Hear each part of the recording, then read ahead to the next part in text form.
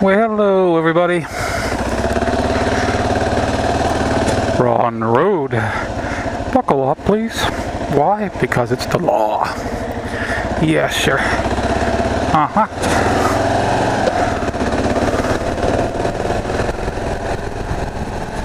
Okay. This is MuzzleMike. Hope you guys are all having a fantastic day. Oh, there's something in my throat. Excuse me. Figured I'd make this the ITL for the weekend since I've already screwed it up. I was so busy today running all over the place with the chicken with its head cut off. Just didn't have the time. I should have planned ahead on it. Didn't expect it to be like this today though. But what I wanted to talk about was, I wanted to actually put bugs in people's ears about sleep apnea. Sleep apnea. Yeah, I get it out of my mouth. Sleep apnea. Oh. Actually, I was strolling, surfing YouTube, and I came across a guy who would explain it a lot better than I would ever. And I figured I would put a piece of it, this video, up on here. I already asked for permission and everything, got that all taken care of, so that's not a problem. But I was going to go ahead and place it up on here. And just sit back. If you're not interested at all, you know what you can do, just click off, you know. But if you are interested in it, sit back and enjoy. See you guys later, guys. Oh, don't forget, I want to forget, if you want to know more about sleep apnea, there'll be links down in the description. Also for other videos that describe it beautifully. And why am I on this? Because I'm actually a sleep apnea patient. I've been a sleep apnea patient for many years now. And it actually started affecting me really bad just recently. So I went ahead and I want to alert everybody that this is a killer and needs to be treated if you have it. This is MuzzleMike. Hope you enjoyed the video. Hi there, my name is James Gallion. I live in Houston, Texas, and for about the past 20 years I've been using something called a CPAP machine. CPAP, continuous positive air pressure. Basically, for all of those who snore and things like that, sometimes you wake up at night and you're going, you're trying to catch your breath. It's because your airway closed off during the night and your brain's starved for oxygen, and it's like somebody putting a pillow over your head. I went for at least several years. I would get up in the morning after sleeping the whole night, at least what I thought was sleeping the whole night, and get up and put on my clothes and eat breakfast, take my kid over to the elementary school across the street. I mean, we're talking a 1 mile drive, maybe at the most, each way. Halfway there, I would fall asleep in the car while driving my child to school. This was insane. I just got up. I've got my little kid next to me in the car going, "Daddy, wake up! Daddy, wake up!" jabbing me, trying to keep me awake so I didn't drive off the road and kill us both. This was ridiculous, you know, and I couldn't figure out why I was doing this. This went on for at least a year. I got these terrible headaches, you know. I'd get up with these terrible headaches and stuff, and my wife told me I snored all the time, but it was just kind of like, oh, ha-ha, a big joke, you snore to keep me awake. So I, lots of times I try to manage to get on my side or something like that, or sleep on my stomach if I could. Try to, you know, she'd cover up her head with the pillows and try not to be kept awake by my snoring. But what was happening that I didn't know, no matter how much of angry I got at myself and how much I loved my child, I could not figure out why I was falling asleep. You know, by the way, we'd come home, you know, at night after work, and I'd sit down to watch something on TV with my wife, and I'd instantly fall asleep. And she'd get so angry with me because, like, You don't even care enough to spend any time with me and watch one lousy program with me, you know? And I didn't know what it was. Yeah, some of the programs were good and some were bad, but still, I couldn't stay awake. And it was just running me nuts. But the main thing was that, no, I'm driving to school, 1 minute into the drive and I'm falling asleep, you know? I actually got to the point that I would, in the winter, sometimes it was below 30 degrees outside. I'd be sitting here slapping myself in the face as hard as I could while I was driving down the road, okay? Trying to keep myself awake. I turned the radio up all the way. I sang with the radio. I had the window down. I breathed deep. I stick my head out the window, everything I could. And it was no matter what I could do, I would not stay awake, you know? Gosh, it was so infuriating. It's like, what is wrong with me? Well, somewhere along the way, I think I mentioned this to the doctor, and he said, you ought to go get a test to see if you're breathing right at night. Well, went and got this test, and they put you to bed with all these little electrodes all over you all night long. A little mask on your nose like this thing here, you know. And the whole night long, there was a bunch of noises in the room and stuff like that, and outside in the hall. And I was pretty disgusted with the whole place. And of course, you know, a few hours later, they say, "Oh yeah, you need a CPAP machine, breathing machine." I'm thinking like, yeah, right. How could you even tell? You know, I'm been kept awake most of the night anyway. You know, but I went ahead and got it, and I was amazed because after 1 week of using a CPAP machine, I didn't fall asleep anymore. I stayed awake during the movies. I had no problem taking my kid to school. And what had been happening, though, is my airway would close off. And they told me that 30% of the time, I was not breathing. Okay? But what is, my airway would close up, and I'd be going, and I would be trying to breathe, and all that snoring was that flap of skin or whatever it is in the back of your throat closing off.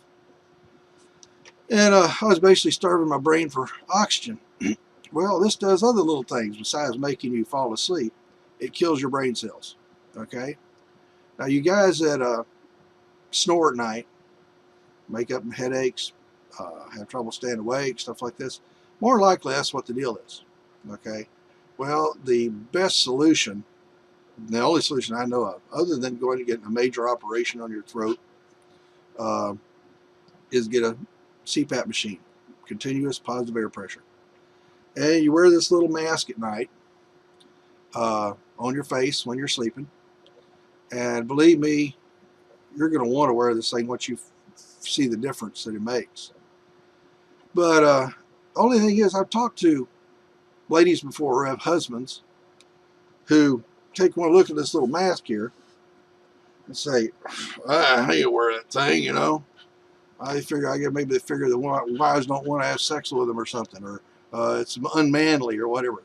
Well, let me tell you something, stupid. Go right ahead and ignore that. And when those little brain cells start dying off and you have a stroke, then you can sit in your wheelchair as a paraplegic and let your wife come along and dab the drool off your face and feed you the baby formula, because that's all you're going to be able to mouth if you're lucky. Because you were so stinking proud that you couldn't wear a stupid mask at night when nobody else but your wife maybe would see you, and most of the time it's going to be when you're asleep. So don't be stupid, okay? You want to live? Wear one of these things, because it'll keep your brain from dying.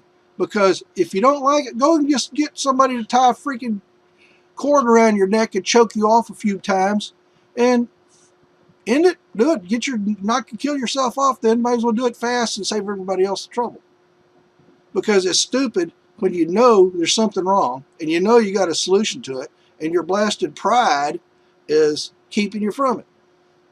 You know. Well, I'll tell you something. I've been married 35 years, and I happen to have a wife that loves me enough, cares enough about me that this stuff don't bother her. Well, to start with, if it did bother her, I'm sorry. I like to live, but it didn't. I have a very supportive wife, you know. Maybe you don't. But you got to think about what's good for you here, you know. Because you want to stay alive, because it's your job to support your family. And you're not going to be able to do it very well when you're sitting in a blasted wheelchair and not to be able to do anything because half your brain is dead. Okay, so continuous positive air pressure. Okay, well, when I first got this thing though, I will admit something. When I put this thing on, I feel like somebody's trying to suffocate me. Because this little thing, it goes over your head here. I'm going to take off my glasses here for this. You're going to understand it. Don't run off on me. This is the first one I got. And this thing here goes over your head, over your nose, like that. You know. And you got to get this thing all done just right. It's a mess to get started here. But anyway, let me get it on right. I hadn't had this one on in ages. And this was part of the things that was discouraging, was this thing was a pain in the butt to get on. Here we go. Here we go. Okay. Now, this is what the thing looked like it was on. Yeah, Hannibal Lecter, eat your heart out. Okay. First thing, I wear glasses. And it's like impossible to get your glasses on, so you can't see anything with this thing on. I got a mustache. See that thing right there? Well, that screws up the seal down here at the bottom. Okay. Now, if I had a nice shaven face and I could see good, this wouldn't be too bad at night. I could wear it. There's also a tube here that connects to this thing. It goes right here. And I know this is starting to look worse and worse here. Okay, that goes over your head like that. So you're sleeping with this thing on the night. Yeah, it looks pretty bad. On top of that, if your mouth doesn't stay shut at night, then you got a little chin strap here that you put on that keeps your mouth shut. So you're all tied up in this thing, and it don't look very pretty. I'm going to take this off now because every time I put this thing on, it feels like somebody's trying to suffocate me, and it really bugged me. So, I mean, I dealt with it. I went ahead and used it when I had it, you know, but because it was more important to breathe and not have my brain dying than worried about how ugly this stupid thing looked, okay? How inconvenient it was and how much of a pain it was. And I had to sleep on my back because it wanted to come loose if I turned on my side and stuff like that. Well, I put up with that for a couple of months. And at the time, I actually had insurance, you know, so I could actually have a choice of checking out what other ideas. And somebody else came up with another one. And let me show you something. This little jewel here is called a Swift. Okay? This thing is far better. Okay?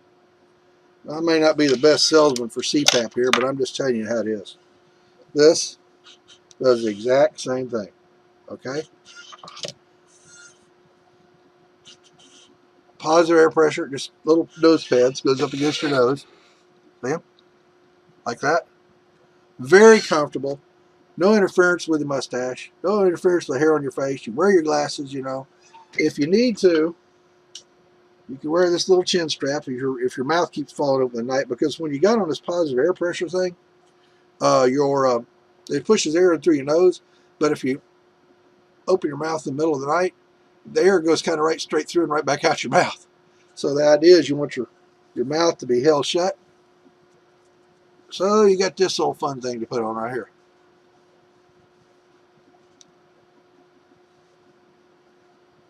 And that will keep your mouth shut at night. No, it doesn't work on your wives. I'm going to get it for that one. There you go. And that, well, it's just a slight pressure. It keeps it closed, okay? The idea is you want this thing, your mouth to be closed, to be breathing in through your nose. And I'll tell you one thing, when you breathe in through this thing at night, when you're laying there, it's so easy to breathe in. It's like less effort. You're going, and it feels so good to have that extra air. You feel like you're breathing in so deep and everything. And these CPAP machines, you can change the pressure on them so it gives you more or less airflow. But no, this is not the prettiest thing in the world. But this one here is called a Swift. It's 10,000 times better than the other one over there. You can see I can talk in this thing. It doesn't interfere. It's completely sealed up. And the little air hose, instead of going over your head, hooks right here on the side like this. Okay, so you can lay on your back, you can lay on your side, pretty much except on your face. You can't lay on your face on one of these things. But this is very adjustable and everything. But this thing is a night and day difference. I mean, it is amazing once you start using one of these. If you've been not using it before, you've had problems with the snoring, which is actually the minor problem. But that's just indicative of having a bigger problem, which is the brain dying from the lack of oxygen. And we'll take this off here. See, that was easy. But bottom line, guys, if you're snoring, you need to go get a sleep test, okay? Especially if you're snoring and you're getting headaches, forgetful, can't stay awake, stuff like that. It's because you're not getting rested. You're completely exhausted the entire time, and you never will get rested because you're not getting any oxygen to your brain. It's not getting re-energized, and it's like you're killing it. So if you want to be proud, I'm a man. I don't need no stinking CPAP machine. Just a little snore. No, what's the old man snore? No problem. Go right ahead. Just keep on doing what you're doing. Get up one day, take a couple of steps, boom, stroke.